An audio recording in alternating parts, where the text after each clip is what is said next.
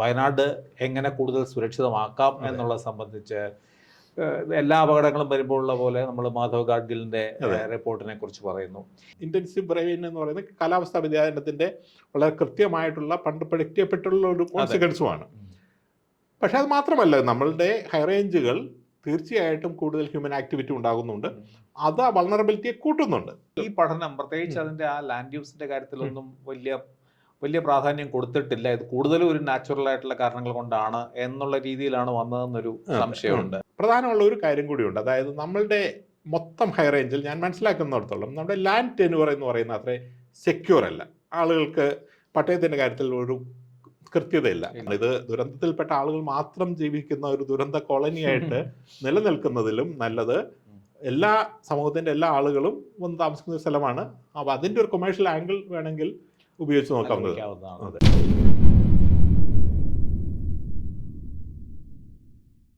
കഴിഞ്ഞ വർഷം വയനാടുണ്ടായ ദുരന്തമാണ് നമ്മുടെ ചരിത്രത്തിൽ തന്നെ ഏറ്റവും പ്രധാനപ്പെട്ട ഒരു വലിയ ദുരന്തമായിട്ട് മാറി.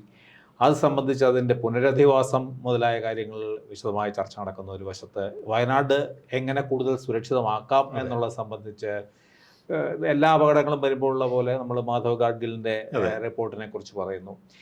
ഇതെല്ലാം വരുന്നു. അതിനൊക്കെ പുറമെയാണ് ഇപ്പോൾ ഇതെങ്ങനെയാണ് പുനരധിവാസത്തിന് പണം കണ്ടെത്തുന്നത് സംബന്ധിച്ച ഒരു പ്രശ്നമുണ്ട്. അതൊരു പഴയ പോലെ നാഷണൽ ഡിസാസ്റ്റർ എന്നുള്ള സംഭവം ഇപ്പോൾ ഇല്ല. അതേസമയത്ത് ഡിസാസ്റ്റർ ഓഫ് സിവിയർ നേച്ചർ, അതാണ് നമ്മൾ അതിനുവേണ്ടി ശ്രമിക്കുന്നത്. കേരളം പലതവണ ആവശ്യപ്പെട്ടിട്ടു, അത് അംഗീകരിച്ചു, പക്ഷേ അതിനുള്ള പണമില്ല. അങ്ങനെയൊക്കെയുള്ള ചില കോംപ്ലിക്കേഷൻസ് ആണ്.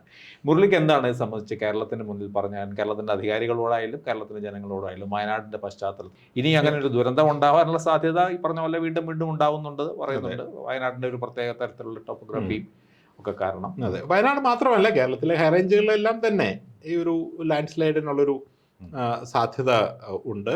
അത് നമ്മൾ കോൺസ്റ്റൻ്റ് ആയിട്ട് മോണിറ്റർ ചെയ്യേണ്ട ഒരു കാര്യമാണ്. ഈ ലാൻഡ് സ്ലൈഡ് എന്ന് പറയുന്നത് അത്ര എളുപ്പത്തിൽ ഫ്ലഡ് പോലെ പ്രെഡിക്റ്റ് ചെയ്യാൻ പറ്റുന്നതല്ല. അതേസമയം തന്നെ ലാൻഡ് സ്ലൈഡ് പ്രഡിക്ഷൻ്റെ കാര്യത്തിൽ കൂടുതൽ ഇമ്പ്രൂവ്മെന്റ് ഉണ്ടാകുന്നുമുണ്ട്. മനുഷ്യനിർമ്മിതമായ അല്ല, അതൊരു വലിയ മഴ വരുന്നതുകൊണ്ടാണ്. അത് മാത്രമല്ല, ഇപ്പൊ ഈ വയനാട്ടിലെ പ്രത്യേക സാഹചര്യം അതായിരിക്കും. അതായത് ഒരു വലിയ മഴ വന്നു. ഇപ്പൊ ഞാൻ കേട്ട ഏറ്റവും ലേറ്റസ്റ്റ് ആയിട്ടുള്ള ഹൈപ്പോത്തിസിസ് ജോൺ മത്തായി സാറൊക്കെ പറഞ്ഞതാണെന്ന് തോന്നുന്നു. വലിയ ഇൻറ്റൻസ് ആയിട്ടുള്ള മഴ വന്നു, ചെറിയൊരു കൃത്രിമ ഡാം അവിടെ ഫോം ചെയ്തു. ആ ഡാം ബേസ്റ്റ് ചെയ്തപ്പോൾ ഉണ്ടായ ഇൻറ്റൻസീവ് എനർജി കൊണ്ടാണ് ഇത്രമാത്രം ഡാമേജ് ഉണ്ടായെന്നാണ് പറയുന്നത്. അതെല്ലാം മറ്റുള്ള സ്ഥലങ്ങളിലും പോസിബിൾ ആയിട്ടുള്ള കാര്യമാണ്. ഇന്റൻസീവ് ബ്രെയിൻ എന്ന് പറയുന്നത് കാലാവസ്ഥാ വ്യതിയാനത്തിന്റെ വളരെ കൃത്യമായിട്ടുള്ള പണ്ട് പ്രഡിക്റ്റ് ചെയ്യപ്പെട്ടുള്ള ഒരു കോൺസിക്വൻസുമാണ്. പക്ഷെ അത് മാത്രമല്ല, നമ്മളുടെ ഹൈ റേഞ്ചുകൾ തീർച്ചയായിട്ടും കൂടുതൽ ഹ്യൂമൻ ആക്ടിവിറ്റി ഉണ്ടാകുന്നുണ്ട്. അത് ആ വൾണറബിലിറ്റിയെ കൂട്ടുന്നുണ്ട്. അപ്പോൾ ഈ സംഭവം എന്താണെങ്കിലും ഈ പഠനം പ്രത്യേകിച്ച് അതിന്റെ ആ ലാൻഡ് യൂസിന്റെ കാര്യത്തിലൊന്നും വലിയ പ്രാധാന്യം കൊടുത്തിട്ടില്ല. ഇത് കൂടുതലും ഒരു നാച്ചുറൽ ആയിട്ടുള്ള കാരണങ്ങൾ കൊണ്ടാണ് എന്നുള്ള രീതിയിലാണ് വന്നതെന്നൊരു സംശയമുണ്ട്. ഈ ലാൻഡ് യൂസോ അല്ലെങ്കിൽ നിർമ്മാണ പ്രവർത്തനങ്ങളോ ഒന്നും വലിയ അപകടമൊന്നും ഇതിനൊന്നും വഴിയായിട്ടില്ല വയനാട്ടിൽ എന്ന് പറഞ്ഞാൽ. അപ്പോൾ ഒരു വിദഗ്ധൻ എന്നുള്ള രീതിയിലും പിന്നെ നിരീക്ഷകൻ എന്നുള്ള രീതിയിലും ഇപ്പൊ എക്സ്പേർട്സ് എല്ലാം ജോണത്തായി മാറ്റും. പക്ഷേ ഈ പർട്ടിക്കുലർ ലൊക്കേഷൻ എനിക്ക് ഫെമിലിയർ അല്ല, അപ്പോൾ അതുകൊണ്ട് എനിക്ക് അതിനെ പറ്റിയിട്ട് പറയാനായിട്ട് സാധിക്കില്ല. പക്ഷെ തീർച്ചയായിട്ടും നമ്മളുടെ ഹൈ റേഞ്ചിൽ പൊതുവെ കൂടുതൽ ആളുകൾ താമസിക്കുന്നു, കൂടുതൽ നിർമ്മാണ പ്രവർത്തനങ്ങൾ ഉണ്ടാകുന്നു. പ്രധാനമുള്ള ഒരു കാര്യം കൂടിയുണ്ട്. അതായത് നമ്മളുടെ മൊത്തം ഹൈ റേഞ്ചിൽ ഞാൻ മനസ്സിലാക്കുന്നിടത്തോളം നമ്മുടെ ലാൻഡ് ടെനുവർ എന്ന് പറയുന്ന അത്രേ സെക്യൂർ അല്ല. ആളുകൾക്ക് പട്ടയത്തിന്റെ കാര്യത്തിൽ ഒരു കൃത്യതയില്ല. അപ്പം അങ്ങനെ ഉണ്ടാകുമ്പോൾ ഉള്ള കുഴപ്പമെന്ന് പറഞ്ഞാൽ ആളുകളുടെ എല്ലാ ഡിസിഷനും വളരെ ഷോർട്ട് റേഞ്ച് ഡിസിഷൻസ് ആയിരിക്കാം. നമ്മൾ അവിടെ എന്ത് കൃഷി ചെയ്യുന്നു എന്നുള്ളത് നമ്മൾ ഷോർട്ട് റേഞ്ച് ആയിട്ടാണ് ചിന്തിക്കുന്നത്. അടിയന്തരമായിട്ടുള്ള കപ്പ, വാഴ, പൈനാപ്പിൾ ഒരു വർഷം കൊണ്ട് ചെയ്യാൻ പറ്റുന്ന കാര്യങ്ങളായിരിക്കും. ലോങ് ടൈം ആയിട്ട് എൻ്റെ സോയിൽ സ്റ്റെബിലിറ്റി അല്ല, മാക്സിമം ഈൽഡ് കിട്ടുന്ന കാര്യമായിരിക്കും. നമ്മളുടെ വീട്ടിലേക്ക് ഒരു റോഡ് ഉണ്ടാക്കണമെങ്കിൽ നമുക്ക് സ്റ്റെബിലിറ്റി ഉണ്ടെങ്കിൽ നമ്മൾ പറഞ്ഞ് വേണ്ട തരത്തിൽ കൃത്യമായിട്ട് റോഡ് ഉണ്ടാക്കുന്ന വരും. അല്ലെങ്കിൽ ഒരു റിസോർട്ട് ഉണ്ടാക്കി കഴിഞ്ഞിട്ടുണ്ടെങ്കിൽ. ഇതല്ലെങ്കിൽ ഇത് നമുക്ക് സ്റ്റെബിലിറ്റി ഇല്ലെങ്കിൽ എന്ത് പറ്റും, ഒരു JCB വിളിച്ച് കഴിഞ്ഞിട്ട് നമ്മൾ ഏതെങ്കിലും ഒരു ആംഗിളിൽ റോഡ് കട്ട് ചെയ്യും. അത് ആ ഹില്ലിനെ കൂടുതൽ അൺസ്റ്റേബിൾ ആക്കും. അപ്പോൾ ഈ ലാൻഡ് ടെനുവറിനൊക്കെ ഇതുമായിട്ട് ബന്ധമുണ്ട്. ഇത് നമ്മൾ പലപ്പോഴും പ്രത്യക്ഷമായിട്ട് ഒബിയസ് അല്ല. എന്തുകൊണ്ടാണ് നമ്മൾ ഇന്ന് കാണുന്ന തരത്തിലുള്ള കെട്ടിടങ്ങളും നിർമ്മാണങ്ങളും കൃഷികളും ഒക്കെ ഉണ്ടാക്കുന്നത്? ഇതിനെല്ലാം അടിസ്ഥാനപരമായിട്ട് അവിടെ നിൽക്കുന്നത് ആ ലാൻഡ് ടെന്യൂറും അതിൻ്റെ ആ ടെന്യൂറിൻ്റെ സ്റ്റെബിലിറ്റിയും എല്ലാമാണ്. അപ്പോൾ ഇത് തീർച്ചയായിട്ടും ഇത്തരത്തിലുള്ള ഹൈ റേഞ്ചിലെ അപകട സാധ്യതയെ വർദ്ധിപ്പിക്കുന്നുണ്ട്. അതുകൂടി കണക്കിലെടുക്കണം ഇത് ചെയ്യാനായിട്ട്. ഈ പുനർനിർമ്മാണം വയനാട്ടിലെ അതനുസരിച്ചാണോ പോകുന്നതെന്ന് തോന്നുന്നുണ്ടോ? വയനാട്ടിലെ പുനർനിർമ്മാണത്തിന്റെ പ്ലാൻ ഇപ്പോൾ കഴിഞ്ഞ ആഴ്ച വന്നതേ ഉള്ളൂ. അപ്പോൾ എനിക്കതിൽ എഗൈൻ പ്രിസൈസ് ആയിട്ട് എവിടെയാണ് പുനർനിർമ്മാണം നടക്കുന്നത്, പർട്ടിക്കുലർ ലൊക്കേഷൻ അറിഞ്ഞാലാണ് നമുക്ക് പറയാൻ പറ്റുള്ളൂ. പക്ഷെ കണ്ടെടുത്തോളം വളരെ നല്ലൊരു പ്ലാനായിട്ടാണ് ഞാൻ ഇതിന്റെ പ്രാഥമികമായിട്ടുള്ള ഒരു ഇൻഫർമേഷൻ വെച്ച് നോക്കിയിട്ട്. കാരണം രണ്ട് എസ്റ്റേറ്റുകളിൽ ആളുകളെ മാറ്റി താമസിപ്പിക്കുകയും മാറ്റി താമസിപ്പിക്കുമ്പോൾ ആളുകളുടെ ഫിസിക്കലായിട്ടുള്ള റീലൊക്കേഷൻ മാത്രമല്ല, അവർ ഏത് തൊഴിൽ ചെയ്ത് ജീവിച്ചിരുന്നോ മാറുന്ന സ്ഥലത്ത് ആ തൊഴിൽ ചെയ്ത് ജീവിക്കാനുള്ള സാഹചര്യമില്ല. അപ്പോൾ പുതിയ തൊഴിൽ അവരെ പരിശീലിപ്പിക്കുക, ആ തരത്തിലുള്ള ഒരു കൺവെൻഷൻ കൂടി ഈ പുനരധിവാസം ലക്ഷ്യമാക്കുന്നുണ്ടെന്നാണ് ഞാൻ വായിച്ചത്. അത് തീർച്ചയായിട്ടും ശരിയായിട്ടുള്ള ഒരു, ഞാൻ പലപ്പോഴും പറയുന്ന പോലെ ലോകത്തിൽ മറ്റ് സ്ഥലങ്ങളിൽ മാതൃകയായിട്ടുള്ളത് നമുക്ക് പിൽക്കാലത്ത് മാതൃകയാക്കാവുന്നതുമായിട്ടുള്ളൊരു കാര്യമാണ് എന്നുള്ളതിലൊരു സംശയമില്ല. അപ്പോൾ ഈ MG ആയതുകൊണ്ട് പറയുകയാണ്, നമ്മൾ 2008 ചൈനീസ് എർത്ത്ക്വേക്കിന് ശേഷം അവിടെ പോയിരുന്നല്ലോ.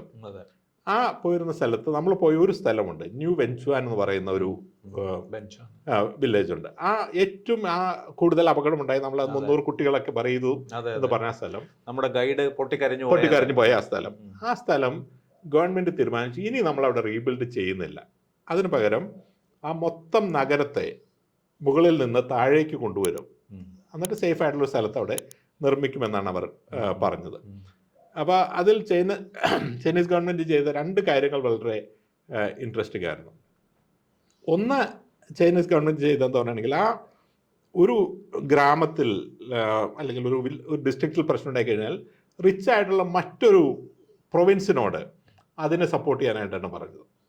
അപ്പോൾ അത് ആ രാജ്യത്തുണ്ടാക്കുന്ന ഒരു സോളിഡാരിറ്റി ഉണ്ട്. ഇപ്പോൾ നമ്മളുടെ ഇപ്പോൾ ആലപ്പുഴയ്ക്ക് ഒരു പ്രശ്നം ഉണ്ടാകുമ്പോൾ UP ആണ് അതിനെ ഒന്ന് ഹെൽപ്പ് ചെയ്യുന്നതെങ്കിൽ ആ രാജ്യത്തിനൊരു സോളിഡാരിറ്റി ഉണ്ടാക്കുമല്ലോ. അത് വളരെ ഇൻട്രസ്റ്റിംഗ് ആയിട്ട് എനിക്ക് തോന്നുന്നു. ഞാൻ ലോകത്ത് വേറൊരു സ്ഥലത്തും കണ്ടിട്ടില്ല.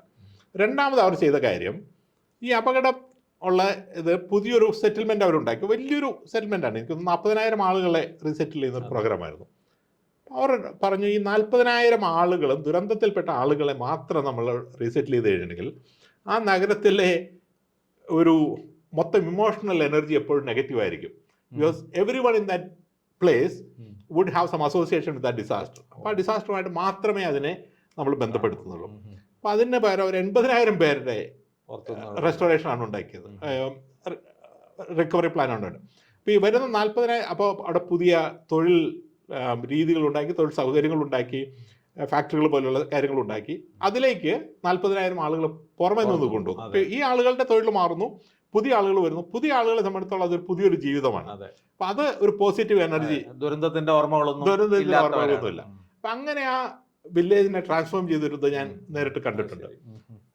വയനാട്ടിൽ ഇതിന് എന്തുമാത്രം പോസിബിലിറ്റി ഉണ്ടെന്ന് അറിയില്ല. അപ്പം നമ്മൾ ഇമോഷണൽ ആയിട്ട് പോലും ട്രാൻസ്ഫർ ചെയ്യും ആളുകൾ, അത് ചിന്തിക്കുന്ന തരത്തിൽ. അപ്പോൾ നമ്മൾ പുതിയതായിട്ടൊരു തൊഴിൽ സൗകര്യങ്ങൾ അവിടെ കൊണ്ടുവരാൻ പോകുന്നു എന്ന് പറയുകയാണെങ്കിൽ അപകടത്തിൽപ്പെട്ട ആളുകൾ മാത്രം, അപ്പോൾ അവർക്ക് തീർച്ചയായിട്ടും സൗജന്യമായിട്ട് കൊടുത്തു എന്ന് വേണമെങ്കിൽ വരാം. പക്ഷേ എന്തുകൊണ്ട് നമുക്ക് ഇക്വലന്റ് എമൗണ്ട് ഓഫ് അപ്പാർട്ട്മെന്റ് ഉണ്ടാക്കിയിട്ട് മറ്റുള്ള നാടുകളിൽ നിന്നുള്ള ആളുകൾക്ക് വന്ന് താമസിക്കാനുള്ളൊരു ഇത് കൊടുത്തു കഴിഞ്ഞിട്ടുണ്ടെങ്കിൽ അത് എങ്ങനെയായിരിക്കും അതിന് മാറ്റാൻ പോകുന്നത്? അത് എനിക്ക് വളരെ ഇൻട്രസ്റ്റിംഗ് ആയിട്ടുള്ള ഒരു മാതൃകയായിട്ട് തോന്നി. അത് കേരളത്തിൽ അത് ചെയ്യാനുള്ള സാധ്യതയുണ്ടെന്നറിയില്ല. ചെയ്യാൻ സാധ്യതയുണ്ടെങ്കിൽ തീർച്ചയായിട്ടും ഞാൻ അങ്ങനെ ഒരു ഇതിനെ പിന്തുണയ്ക്കുന്ന ആളാണ്. ഈ അതിൻ്റെ ഫണ്ടിൻ്റെ കൂടെ പറഞ്ഞ് അവസാനിപ്പിക്കാം. നമ്മൾക്കിപ്പോൾ ഈ നാഷണൽ ഡിസാസ്റ്റർ എന്നുള്ള ഒരു പരികൽപ്പന തന്നെ പോലും ഇല്ല.